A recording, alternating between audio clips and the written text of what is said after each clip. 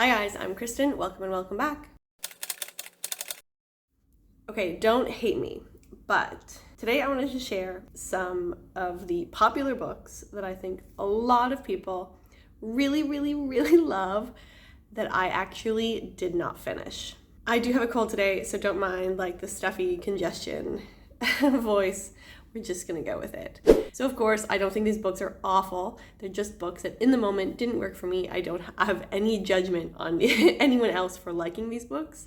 They're just not books that worked for me. And I think it's totally okay if we disagree on books every now and then. That's all right. We have different tastes and that's okay. So please don't tear me apart in the comments if one of your favorite books is on here. I apologize. It just was not meant to be. So I'm going to start off with one that I think is maybe a little bit more understandable because I think it's one that has more mixed reviews, and that is Priory of the Orange Tree by Samantha Shannon. So I actually have a copy of this one, and this one I would say was like sort of an accidental DNF, and it was a book that was really working for me for the majority of the book, but the pacing just really wound up getting to me. And in this book, there are rumblings or signs that some of the like past evil dragon that caused a lot of problems. I forget the details, but this past evil dragon is possibly coming, returning to the world. I think this book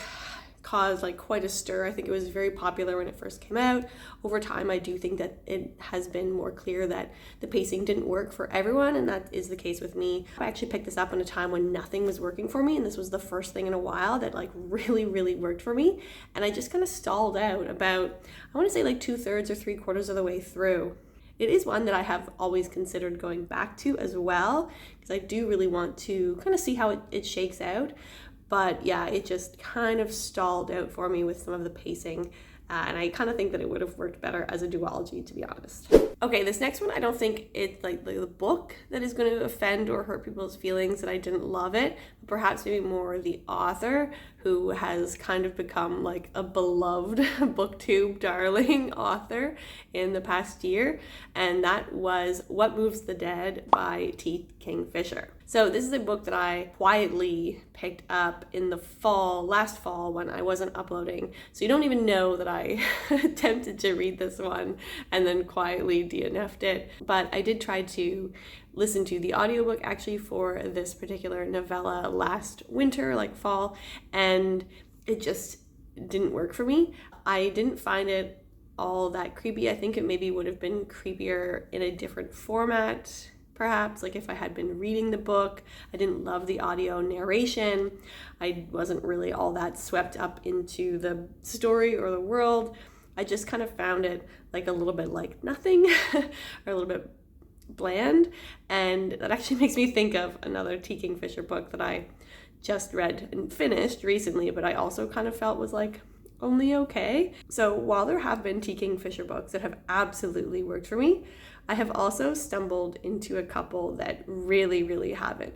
And this one was one that I, just DNF'd. And I think it is a little bit shocking because I think that when this came out, everyone really loved it. Everyone that picked this up last fall thought it was like so creepy and good, and they like so atmospheric and really enjoyed it. So I just like didn't even really tell any of my friends even for quite a while that I had quietly read and DNF'd this book. Another book that I accidentally or sort of unintentionally DNF'd, I didn't DNF it per se because it wasn't working for me, more just that I ran out of steam with it and it just like never got picked back up again, but it's also a really beloved one, and so please don't hate me, but I also DNF'd The Lies of L Lamora by Scott Lynch. I actually have DNF'd that book twice.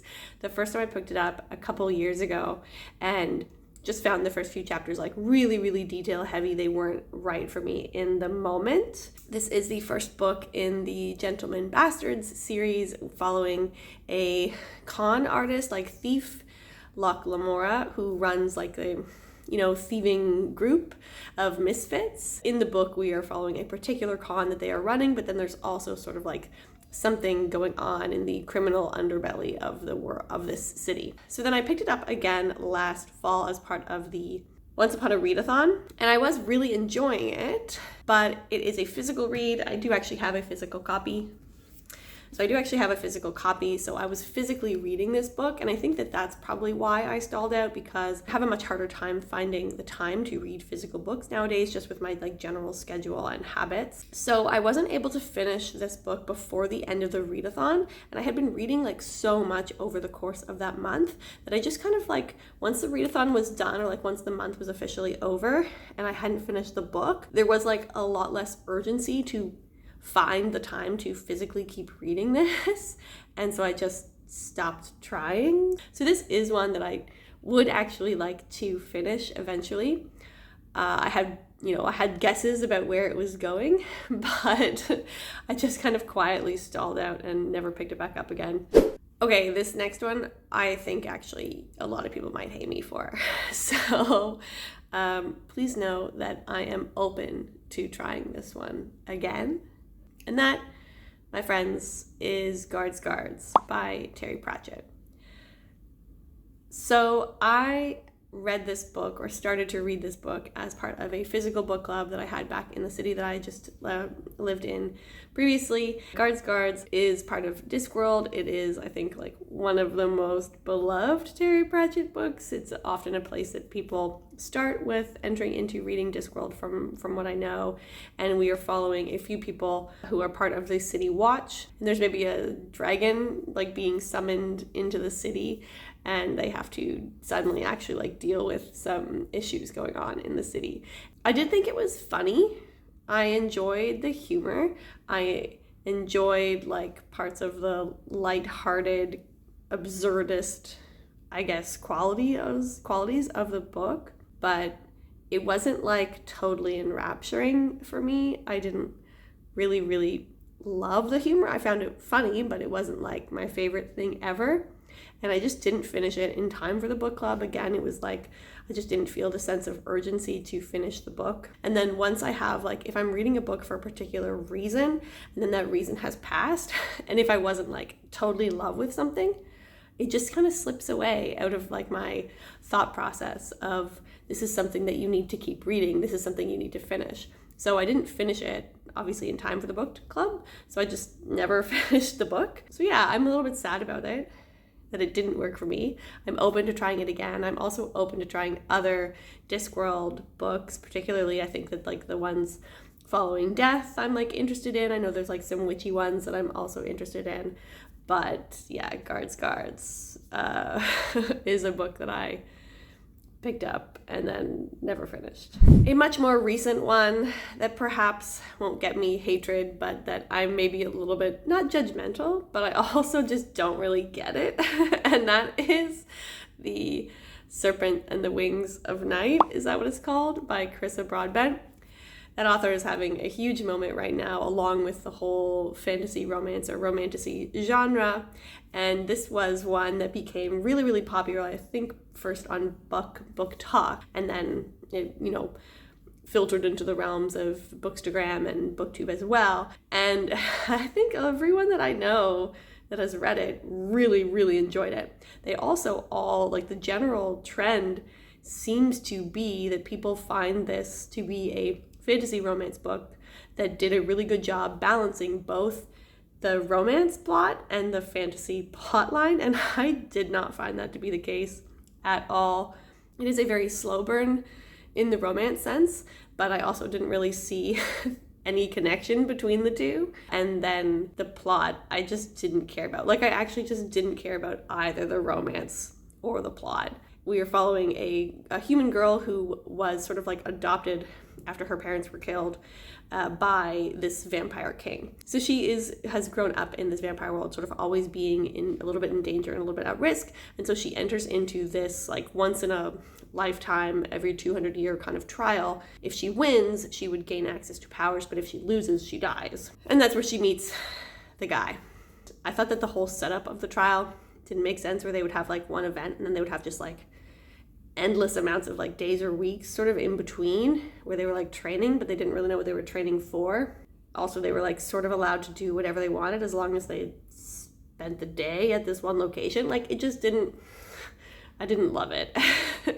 I was a little bit judgmental about a lot of the world building as well. And yeah, I didn't care about the romance. So I got about, I think, either 40 or 60% of the way in. Like I got like a solid chunk of the way in. And at that point I asked my friends who had read it and loved it, like, was it gonna change? And they all kind of generally said, if you're not into it yet, you're not going to be into it. So did not finish that book. Don't see the draw, to be honest. I'm glad that people are loving it and that it's a fantasy romance that works for them, because it is so hard to find a fantasy romance that does a good job in both the fantasy and the romance plot lines. And I just personally didn't think this one had it, but I'm glad that it did work for other people. Okay, and then the last one that I'm going to share today is a contemporary romance book that is I think beloved by every single person who reads it. I have not read or heard a single person negatively critique this book or any of the books in this series, to be honest, and that is Get a Life, Chloe Brown by Talia Hibbert. This is a book that I also never told you that I was reading. I never told you that I even picked it up. But yeah, I think largely I DNF'd it because of the audiobook. I did not like the audio narration. I thought the voice really, really didn't match up or suit the age or the tone of the person involved, the main character. And this is the one where our main character, Chloe Brown, I think she has chronic fatigue and fibromyalgia, but I'm not certain. I know that she has a chronic condition, and she has a near-death experience that sort of kicks her into high gear, and she wants to check off a list of certain things to, get a life, to start making a better life for herself.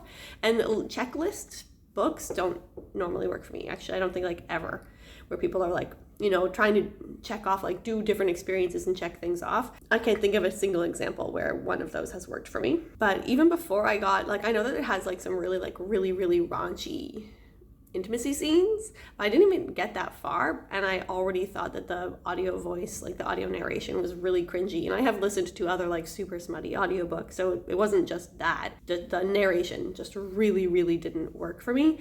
I didn't really get the love interest as a desirable person. I don't remember what it was that I didn't like about him, but just I didn't like his overall dynamic, and I didn't find them to actually have any tension that was building, at least up to the point that I read. I think I'm the only person that dislikes that book and that never even finished reading it, so sorry. Okay, so that is the list of popular and beloved books that I did not finish.